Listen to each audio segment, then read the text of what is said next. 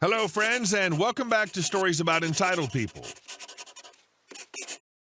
Let's start our video with a story that has it all: divorce drama, courtroom twists, and a bit of karma.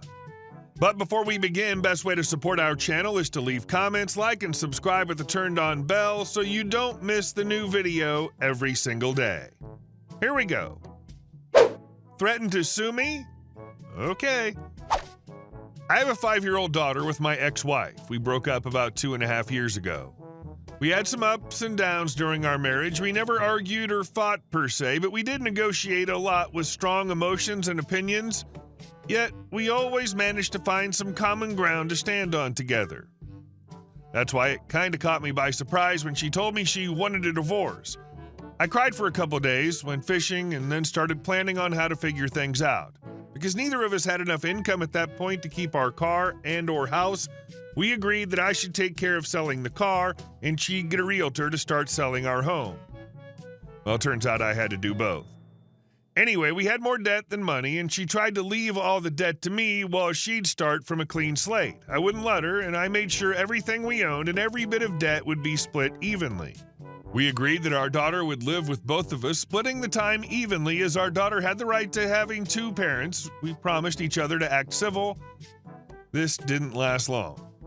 We also had agreed that since our salaries were pretty even, neither of us would pay child support. We also agreed that she would take care of buying most of the clothes, etc. for our kids, and she would get the child benefit, about €100 a month here in Finland, paid by the government to support raising offspring. After the breakup, she started mail ordering new furniture for herself, even before she'd found a new apartment for herself. Kinda obvious, but she really didn't have the money for it either. 2 weeks later, she moved out. A week later, I heard from our kid that she had a new man. I didn't really care, just raised some eyebrows. She would often call in sick to her work, usually BS reasons, and when her boss gave her some feedback, she didn't fix her attitude, but instead she just quit. She applied to a school and got in. After about 2 months, she quit the school too and started demanding me to pay child support. We got a professional to weigh in and agreed that I still wouldn't pay a dime to her because she herself had caused her income to collapse. As a goodwill act, I offered to pay for our daughter's insurance. I thought the matter was settled, but then she got pregnant for her new man a few months after our breakup. After our divorce was final, there's a 6-month reconsideration time before the judge calls it, she married her new man. These things empowered her into demanding for money again and again and again. So now that you know what kind of person we're dealing with, the case. Last fall, she yet again demanded money to support our kid. She was working again, and I knew she used our kid as an excuse because she had expressed envy towards my ability to control my finances to a point that even when I had the same amount of money, I could eat in restaurants, etc. I told her that if she needed child support for legitimate reasons, I would of course help, but all the expenses would have to be calculated properly to know the right amount she would need. Instead, she demanded I would pay her €200 a month, and she would take care of all the expenses regarding our daughter. She didn't have any real reasons for the demand other than her need for control. She'd always been someone who wanted to have the last say in things. On top of her demand, this time she threatened to sue me if I didn't pay her. I pretty much laughed at it until I got a message from her lawyer. At that point, I messaged my ex telling her from now on I would only discuss this matter via our lawyers, and started looking for a lawyer myself. During the next couple months, things started to look really bad for her case. After getting the papers from the court, I noticed her case was based on false data. She and her lawyer hadn't asked for my income and expenses before they sued me, and she had estimated my income to be a lot more than it actually was. Also, my expenses were estimated to be smaller than actual. At this point, I messaged my ex to ask if she's sure she doesn't want to settle. She didn't. After we both calculated every income and expense of both parties with the help of our lawyers, I and my lawyer confirmed that she had enough money to raise our kid. Not only that, it turned out she actually had more money than me for it, monthly income minus living costs, medicine, etc., etc.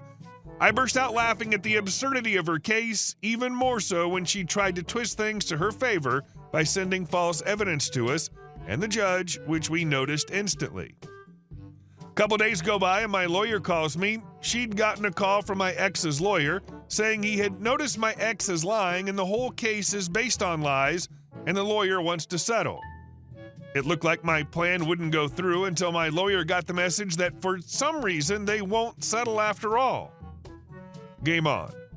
The judgment. We went to court. The judge was annoyed but composed. He asked my ex's lawyer about their demands.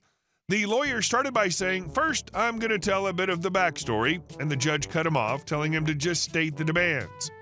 After a few seconds of silence, the lawyer told the judge, "No demands." The judge was both dumbfounded and livid, asking, "Then why are we here?" To which my lawyer said something along the lines of, "That's what we're asking too." Then the judge asked my ex's lawyer, "To be clear, didn't you want to settle?" And the lawyer sheepishly told the judge that my ex wouldn't agree to settle. They were so embarrassed. It was so glorious, like some kind of divine karma being served right at my Karen of an ex. The judge ordered us to go to a meeting room for 20 minutes and to come back with a settlement agreement. Because she had more money, we negotiated that she would pay for our kids' hobbies, insurance, etc. to compensate for the difference. The judge verified it, and my party left the courtroom very happy. My ex, on the other hand, was balancing between being angry and embarrassed. The fallout. A couple weeks ago, my ex demanded that we would make changes to the schedule on how our kid would swap homes. I declined, saying we have an agreement. She threatened to sue me, to which I just reminded her about the last time she wanted to get what she wants by suing me, asking if she really wants to do it again. She got mad and I just ignored it. About a week ago, she sent me a message saying that she had a fight with her husband. Police were called because she attacked him and she wanted a divorce. The police had to inform Child Protective Services since there were kids present, mine included. Basically, her whole life has gone down the drain. 2 kids to different fathers, 2 divorces before she's even turned 30, a lot of debt and expenses, and looks like our kid will be spending the majority of her time at my place, which is what our kid has wanted for the past 2-ish years. Sounds like your divorce was a good thing for you.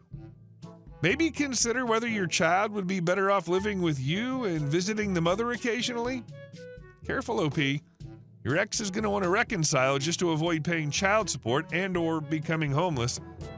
Of course, you're going to say no, but she's not in a good place. Might want to install some cameras as a precaution, just in case. And our next story. Karen and the parking saga. A few years ago, our office welcomed a new employee. Let's call her Karen. She joined as a marketing inquiry specialist, a fancy title for what was essentially answering customer calls. Karen was in her early 40s, drove a shiny but basic Mercedes A-Class, and carried an air of entitlement so thick you could cut it with a knife. On her very first day, Karen parked her car in one of the disabled parking bays right in front of the office. The receptionist, noticing this, politely asked her to move. Receptionist, "Excuse me, the disabled spaces are reserved. Could you park in the staff lot, please?" Karen, "Oh, I was told I could park here since it's my first day. Is that a problem?" The receptionist explained that visitor spaces were available and the staff lot was just a few feet away. Karen rolled her eyes, sighed loudly, and finally moved her car straight into a visitor space instead. For weeks, Karen routinely ignored the rule. She parked in visitor spaces, disabled bays, or even in one of the manager's designated spots. When confronted, her responses ranged from feigned ignorance to outright arrogance. Receptionist, "Karen, this is the 3rd time this week. The visitor spaces are for visitors only." Karen, "Oh, come on, it's just a parking space. It's not like anyone important is visiting." One day, she even blocked a manager's car from getting out. When asked to move, she retorted, "Karen, maybe you should have arrived earlier if you wanted your space. Some of us have real priorities, like dropping off children." Karen's entitlement extended beyond the parking lot. She treated the office kitchen like her personal domain, moving coworkers' lunches to make room for hers and commandeering cutlery without returning it. Coworker, "Karen, have you seen my fork?" Karen, "Oh, that? I used it for my salad. It's just a fork. What's the big deal?" Her treatment of the IT staff was no better. After a minor system glitch reverted everyone's email signatures to their original job titles, Karen stormed into the IT department. Karen, "Why does my email signature say customer service representative? I am a marketing executive. Fix it." Complaints about Karen's parking reached her manager, who finally issued an ultimatum: one more parking violation and she'd be fired. Karen, naturally, wasn't thrilled. During a lunch break, a colleague overheard her ranting to a friend, "Karen, can you believe this? They're threatening to fire me over parking. I'm an executive. I deserve those spaces more than anyone else." A couple of weeks later, Karen was running late after dropping her son off at nursery. The staff lot was full, and she faced a choice: parking in the overflow lot across the street like everyone else, or risk it all by taking a visitor space. True to form, Karen opted for the latter. Unfortunately for her, her manager and several coworkers witnessed the whole thing from the office window. Her manager intercepted her as she walked in. "Manager, Karen, can I see you in my office, please?" 20 minutes later, Karen was escorted out of the building. Her colleague packed up her desk and drove her belongings to her house during lunch.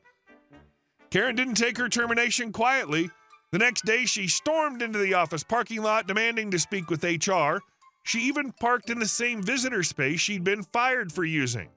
When security asked her to leave, she refused. "Karen, this is my parking spot. I earned it. You can't treat me like this. I'll call the police." Security obliged and called the police themselves. When officers arrived, Karen launched into a tirade. "Karen, this is my parking spot. They fired me illegally, and now they're trying to steal my property rights." The officers calmly explained that the space belonged to the company and that she was trespassing. Karen's tantrum continued until the officers issued a formal trespassing warning and escorted her off the premises. Oh, Karen, what a ride, huh? From day one, she made it her mission to claim what was rightfully hers, even if it wasn't. The sheer audacity of parking in the disabled bays, claiming manager spots, and treating visitor spaces like her personal VIP lot.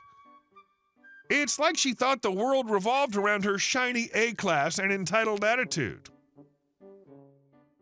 Hey guys, thank you all for watching the video. I'll see you in the next one.